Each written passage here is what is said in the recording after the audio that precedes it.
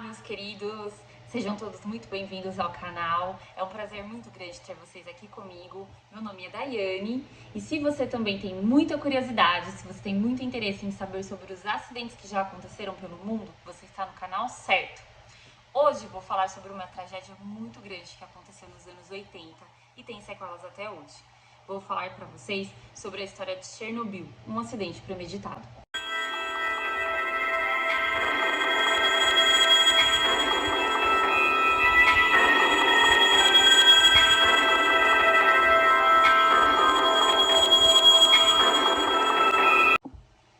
Pripyat é uma pequena cidade nuclear situada na Ucrânia. Essa cidade, apesar de ser pequena, é uma cidade muito moderna, contém creches, hospitais que atendem até 400 pessoas, parques, cinema, contém muita diversão, muita distração para sua população que é muito jovem. A maioria dessas pessoas que residem em Pripyat tem entre 20 e 30 anos. Eles são funcionários da usina Vladimir Ilyich Lenin, mais conhecida como Chernobyl. Esses funcionários foram realocados para essa pequena cidade por conta do seu trabalho. Ficaria mais fácil para pessoas que terminaram o ensino universitário mudar para essa cidade para iniciar sua carreira, já que a cidade era pequena e era uma cidade projetada para atender a população que ia trabalhar nessa empresa. Só que eles não imaginavam que dia 25 de 4 de 1986, uma sexta-feira linda de primavera, seria o último dia normal nesta cidade. A partir desta madrugada, tudo seria diferente. Neste dia, havia um teste que tinha sido marcado para ser realizado na unidade 4. A equipe preparada para realizar esse teste trabalhava durante o dia, mas durante a noite tinha um engenheiro adjunto que se chamava Anatoly Dyatlov, que estava tentando uma promoção de trabalho e ele aproveitou a oportunidade para mostrar trabalho. Ele resolveu continuar o teste, mesmo com a equipe não tendo o preparo necessário para realizar esse teste. O objetivo deste teste era reduzir o tempo que as turbinas continuariam funcionando em baixa potência num caso de queda de energia. Esse tempo era de 40 a 70 segundos e a intenção era diminuir mais o tempo que os motores a diesel entravam em funcionamento para evitar um superaquecimento da unidade. Se esse teste fosse realizado, o Dyatlov ordenou que 4 das 8 bombas de refrigeração do núcleo fossem desligadas. E esse era o equipamento de emergência que estava sendo desativado. E com o desligamento da refrigeração, existiu um aumento da temperatura dentro do núcleo. E com esse aumento, começou a existir uma pressão dentro deste núcleo. E essa pressão foi suficiente para levantar as tampas de 1.000 toneladas que existiam lá. E como toda bomba, ele explodiu. Agora, toda a radiação que estava contida dentro do núcleo 4 estava sendo jogada na atmosfera. O corpo de bombeiros foi acionado 5 minutos depois da explosão. Esses 28 soldados foram com roupas desapropriadas para uma radiação e eles não sabiam como controlar este incêndio, porque era algo totalmente fora da realidade deles. Não se tratava de um incêndio comum, e sim de um incêndio nuclear. E o vento foi dissipando a radiação, que chegou na Polônia, na Áustria, na Suécia e na Bielorrússia. No dia 26, o nível de radiação passou a ser medido e no final da tarde daquele mesmo dia, a radiação já estava 15.000 vezes maior do que o aceitável para o nível de normalidade que um humano pode ser exposto. Naquela noite, este mesmo nível já estava 600.000 vezes maior. E neste primeiro dia, a população já recebeu uma radiação 50 vezes maior do que o aceitável dentro da normalidade.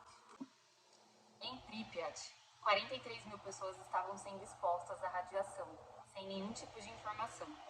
Nenhuma informação do governo tinha sido passada para essa população que vivia nessa redondeza. Alguns boatos começaram a surgir de que uma explosão tinha acontecido na usina, mas nada de concreto foi avisado. E eram só boatos, então muita gente não acreditava no que poderia ter acontecido. Uma explosão naquele lugar era algo surreal. Só que a população passou a sentir um gosto estranho na boca, um gosto metálico, que nada mais era do que o iodo radioativo que eles estavam usando. A Suécia, então, passou a perceber que alguma coisa estava acontecendo de errado. Eles também tinham uma usina nuclear, só que eles tinham um controle muito grande de toda a radiação que era emitida por aquele local. Mas eles perceberam que a radiação estava aumentando e não era algo que estava acontecendo ali. Então eles começaram a perceber que algo poderia estar acontecendo na redondeza. E foi aí que eles começaram a perceber perceber que algo poderia estar acontecendo em Chernobyl. A União Soviética, sob o controle de Mikhail Gorbachev, criou então uma comissão de investigação do acidente. E Valery Legasov, que era um físico renomado na época, foi diretamente para a União Soviética e ele ficou responsável por essa comissão. Legasov então solicitou a imediata evacuação de Pripyat e solicitou também o cancelamento das comemorações do dia 1º de maio, que seria o Dia do Trabalho. Mas as solicitações dele levaram alguns dias para serem realizadas e as comemorações do dia 1º de maio aconteceram. Somente 36 horas após a explosão, a União Soviética começa a evacuação de Pripyat e eles criaram uma zona de exclusão de 30 quilômetros do local do acidente. 49.360 pessoas foram evacuadas de suas casas, sem nenhum tumulto. Todas elas saíram das suas casas com a promessa de que retornariam para lá em 2 dias. Nenhuma delas voltaria a viver nas suas casas novamente.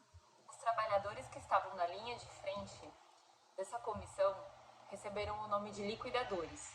Eles receberam o título de liquidadores do acidente de Chernobyl. Eles tinham a função de remover o solo que estava contaminado, de limpar os locais, casas que não poderiam ser limpas, eles teriam que demolir e enterrar todos os escombros. E o mais triste para mim, eles tinham a obrigação de assassinar qualquer animal, cão ou gato que tinha sido abandonado por sua família no momento da evacuação, porque esses animais já estavam infectados com a radiação e poderiam infectar os liquidadores. 48 horas após o início da evacuação de Pripyat, somente existiam nesses locais os liquidadores, que eram os funcionários que estavam trabalhando com a limpeza deste local, e os soldados do exército. Eles também não tinham noção da radiação que eles estavam sendo expostos. Já haviam se passado 60 horas do acidente e nenhum comunicado oficial tinha sido emitido pela União Soviética, ainda. Os helicópteros que sobrevoavam o núcleo, mesmo a 200 metros de altitude, utilizavam dosímetros que marcavam até 500 voltins de radiação. E mesmo nessa distância, nessa altitude, o ponteiro dos dosímetros, eles enlouqueciam. Então o nível de radiação, mesmo 200 metros de altitude, estava sendo emitido, era muito fora da realidade. O incêndio levou 2 semanas para serem controlados. E como não se tratava de um incêndio comum, não era com água que ele seria contido. Foi necessária a dispersão de ácido bórico e areia, que foram despejados de helicópteros. Soldados jogavam sacos de 80 quilos com esse material através dos helicópteros, e os helicópteros não podiam passar por cima do núcleo, porque o nível de radiação ali era muito alto. Nem o próprio helicóptero suportaria uma radiação tão alta. Então eles tinham que sobrevoar ao redor e jogar o material lá de cima, com a possibilidade de errar também, né? Mas era necessário fazer isso. E a temperatura lá em cima estava muito alta. Então eles aguentavam ficar um tempo e eles tinham que descer porque as suas roupas estavam pingando, literalmente. Mas, enquanto isso, os ventos continuavam espalhando uma nuvem radioativa para o norte da Europa. A nuvem radioativa já estava chegando na Grécia e na Grã-Bretanha. E o risco de uma segunda explosão estava acontecendo. Essa segunda explosão ela ia ter uma capacidade 10 vezes maior do que as bombas que destruíram Hiroshima e Nagasaki. E metade da Europa ficaria comprometida se essa explosão tivesse acontecido. O magma é a lava radioativa que estava surgindo pela queimada de Chernobyl. Ele estava criando um outro problema. Como a temperatura dele estava muito elevada, ele estava criando rachaduras no solo, que impedia ele de atravessar para a parte de baixo que continha água. Essa água servia para resfriar o núcleo. E se o magma entrasse em contato com esta água, ele ia atingir o lençol freático, que ia acabar caindo nos rios. Foi só então que Moscou declarou 2 situações de emergência. A primeira era esvaziar essa quantidade de água que estava acumulada embaixo do solo, com esse magma, para evitar esse risco do magma chegar até a água e evitar a contaminação do lençol freático todo. Para isso, ele precisava enviar 3 bombeiros para eles esvaziarem essa reserva de água. E não era esperado que esses bombeiros retornassem dessa missão, mas milagrosamente eles conseguiram sair dessa missão. E 2 deles estão vivos até hoje. A segunda situação de emergência que ele declarou era selar essas rachaduras que já estavam feitas embaixo desse solo. porque agora o solo estava fragilizado por conta das rachaduras, então ele precisava evitar e conter esse magma. Para isso, eles tiveram a ideia de criar um sistema de refrigeração com nitrogênio líquido, que seria jogado no local dessa água que estava sendo esvaziado agora. Mas, no final das contas, eles acabaram jogando 2.400 toneladas de concreto para conseguir conter essas rachaduras. Aí, nas minhas pesquisas, eu não consegui encontrar nenhum motivo do porquê que eles não criaram a refrigeração com nitrogênio, somente que eles resolveram trocar pelo concreto somente. 2 semanas depois, esse incêndio finalmente foi controlado. E agora tinha que começar uma nova etapa do processo, que era limpar o teto da usina, retirando todo aquele grafite que estava muito radioativo. A comissão, então, colocou alguns robôs para retirar esse grafite que estava lá e para começar a limpeza. Só que os robôs, eles não estavam respondendo bem com aquela radiação toda e eles estavam parando de funcionar, alguns estavam ficando presos nos escombros e alguns estavam ficando loucos. Um dos robôs quase se jogou daquela altitude toda por causa da intensa radiação, então eles perceberam que não ia adiantar colocar robôs ali. Eles teriam que substituir a mão de obra dos robôs por mão de obra humana. Esses funcionários foram intitulados como biorobôs. As suas roupas de proteção pesavam de 26 a 30 quilos. Eles tinham 60 segundos para trabalhar e eles precisavam trocar de lugar para não ter tanta exposição, né? Era literalmente um trabalho de formiguinha.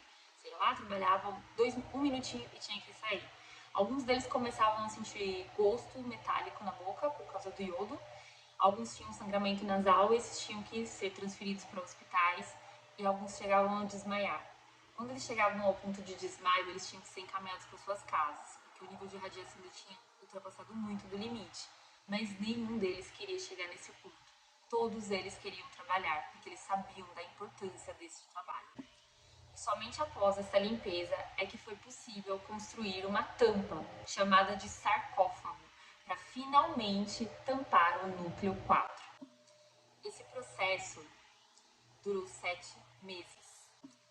Para controlar esse acidente, foram gastos 18 bilhões de rublos, que era a moeda da União Soviética na época. Naquele tempo, o rublo era equivalente a $1 americano. Então, imagina o tamanho do prejuízo. Até hoje, nenhum exame, nenhum estudo, nada foi realizado com a população para saber a que nível de radiação eles foram expostos. E nem os funcionários que estavam no local. Nenhum funcionário que trabalhou ali ficou sabendo realmente qual o nível de radiação que eles estavam sendo expostos. Nenhum deles sabia do risco real que eles estavam correndo naquele local.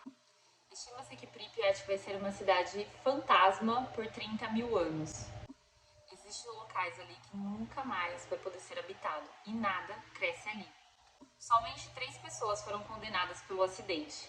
Anatoly Dyatlov, que era o engenheiro adjunto, Viktor Brilkanov, que foi o engenheiro que projetou o núcleo 4, e Nikolai Fomin, que era o engenheiro responsável pela unidade 4. Eles foram condenados a 10 anos de trabalho forçado. Apenas 2 deles cumpriram 4 anos dessa sentença e foram anistiados. Viktor Fomin foi transferido para uma clínica psiquiátrica porque ele teve surtos e ele começou a apresentar alguns lapsos de realidade, ou seja, perdeu a sanidade. Valery Legazov cometeu suicídio. Ele foi responsável pela comissão de investigação do acidente. E até hoje, Pripyat é uma cidade fantasma. Hoje em dia é permitido alguns passeios por lá, mas não é recomendado porque o nível de radiação naquele local ainda é muito grande.